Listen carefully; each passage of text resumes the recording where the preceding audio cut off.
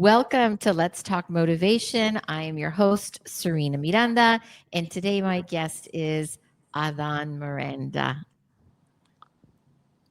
How's it going, guys?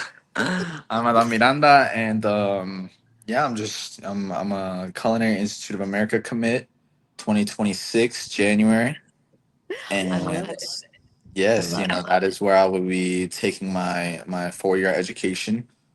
Um, Yeah, you know what's interesting? I like the way you said that because you're a commit to the Culinary Arts Institute of Americas, and right now, that's all in the news. Like the draft should do. What is his name? Sanders' son. Shadir. And here you didn't have to draft, but you did have to commit to It was 2026, which is definitely it was a decision I made, and me and my family, the family around me, we discussed whether it was the right fit for me. and and yeah, I thought it was a no brainer. It's my passion. I've always loved cooking, so I really, I really wanted to pursue this art, if you will, and I wanted to make this my career, I guess, and my my future. what motivated you to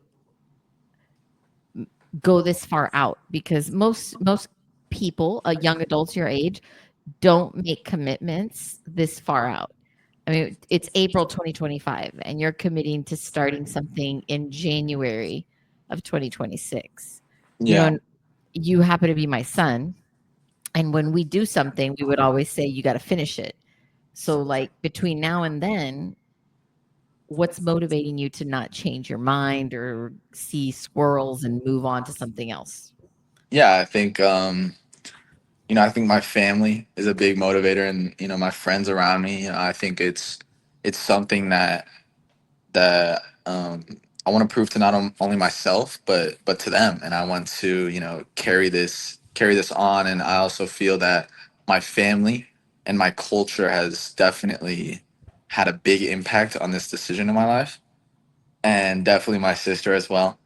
So Your um, sister is pretty passionate. yeah, so I think Yeah. she definitely had a big role in this path that I'm taking. And I think yeah, I don't have any plans at all on changing my focus on on this journey. I want to be tunnel visioned. I want to be focused on this and this only. And I feel like that's the key. I can't give time to anything else. Any other, any other. I guess any anything else that could distract me. Yeah. Yeah, and my family is a big part of that. My Right. Right. grandparents had a big impact on that for sure. Well, thank you, Adon. Now, I have another question for you. Mhm. You are, I know some people are looking at this right now and seeing, oh, this this guy's a little young. Yeah, Somebody break something? I think so. I don't know. Oh my gosh. I think Okay, so. stay still because it looks like an earthquake is around you. Oh, sorry. Yeah, yeah. I'm still. Um, so you're young and your generation is in the news a lot lately, whether it's in the workplace, it's in politics, it's in everything. Y'all are pretty much dominating the conversation when it comes to this generation Z, right? So tell me what you think makes you so unique as a Gen Zer, like versus us who are Gen X and your grandma who's a, what do you call her? A Boomer. boomer. He used to Boomer. call me a boomer. But what makes you unique? What makes you different? I think you're basically asking like in terms of how my generation is different from those generations. Yeah. What makes you unique as a Gen Zer? So people understand you because right now there's a huge push in the workforce, in education, and everywhere for people to work with multi generational people, whether it's in school or in business. but what makes you unique as a Gen Z I 19-year think old young man?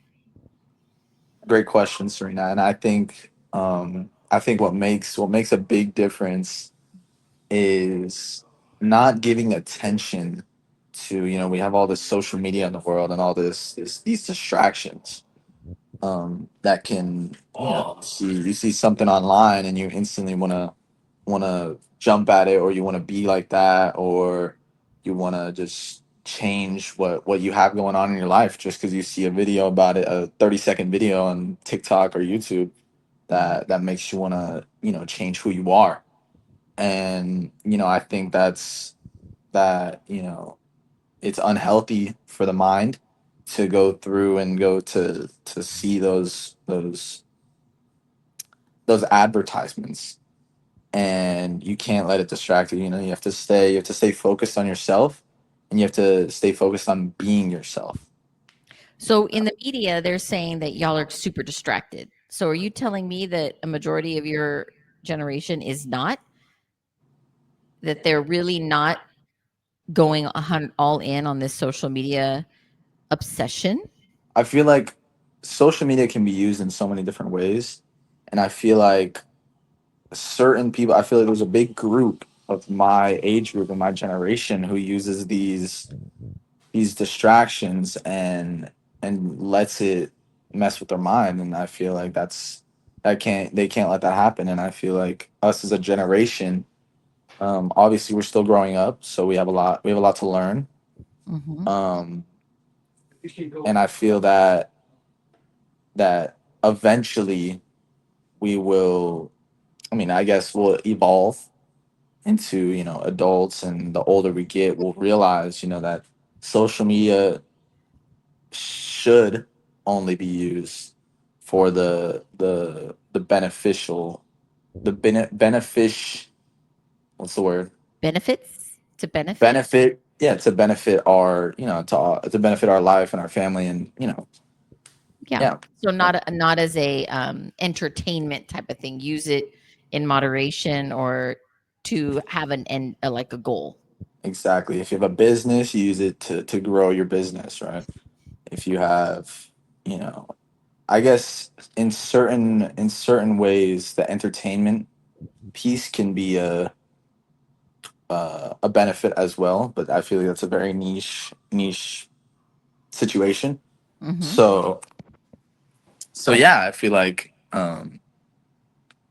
that's what really separates us from the what is it, Gen X and Boomers, Yeah. is that we have we're more in tune with this social media because we grew up with it. We grew up seeing all these new iPhones coming out, and we were the first ones to have them and to fully understand them.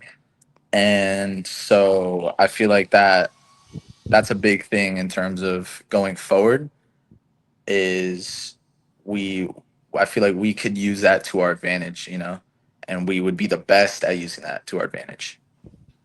That's true. I agree. Yeah. So what do you, let me ask you one more question. Actually, let me look. I have a list of questions here. Go ahead. I have one more for you. Hmm.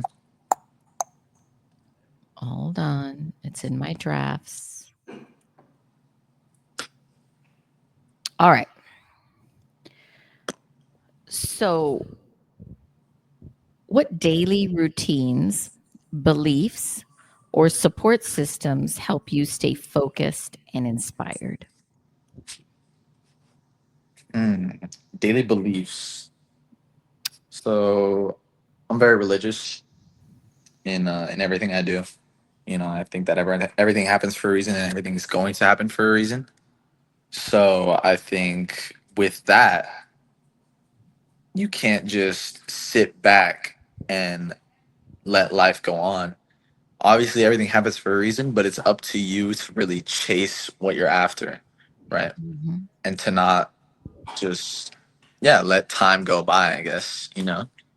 So I think you really need to, um, yeah, just focus on yourself and improving yourself. Whether as long as you take one. Uh-oh, you got stuck. Hello.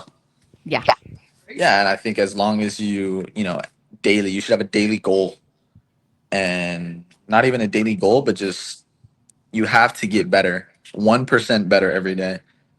And I think And that's what do you all. do? What do you do to get 1% better every day? Well, I go to the gym every day, and I think that's a great step in. I think it's the baseline, keeping a healthy body, and it also improves your mental health. It keeps your mind clear. If you're having a bad day, you go to the gym and it clears your mind. You have something to focus on, and you have something to get done.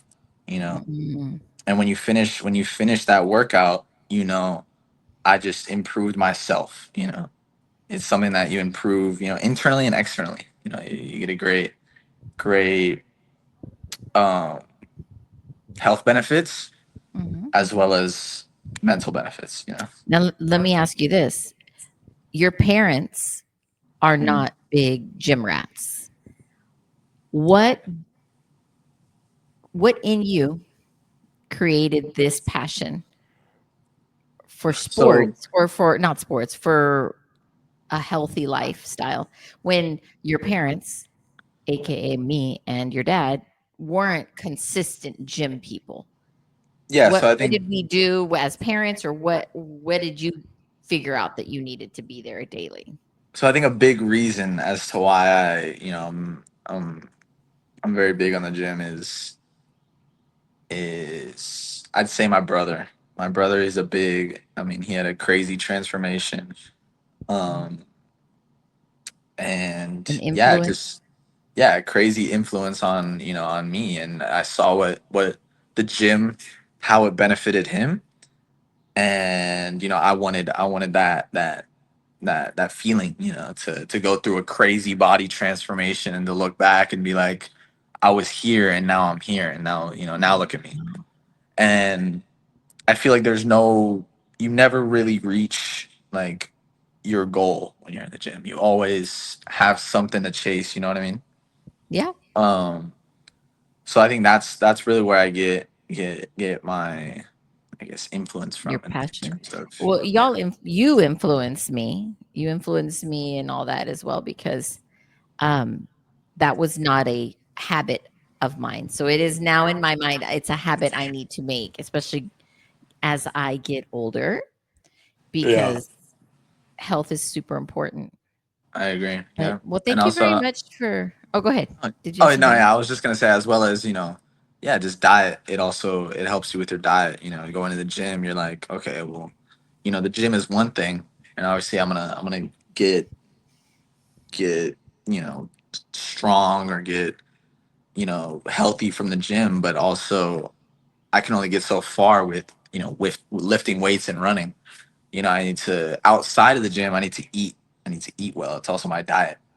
Yeah, So and they come together. It's like a package deal. nice. Yeah, Marco was a huge inspiration to all of us. I think the whole family Yeah, really changed the way we ate, changed the way we thought of exercise, and commitment. Because he is definitely shows us commitment, right? exactly. Yeah. Well, thank you so much for this interview. I appreciate it. Yeah. Taking Thanks for having time. me. I'm motivated by your motivation, and Oh, I'm yeah. super excited for your future. That's great. Thank you very much. I'm super Thank you for excited. Everyone has a talking with me. future. We got something to chase. You are the future, right? Yeah, that is true. I love you. I love you, mom. Bye. Bye. Thank you.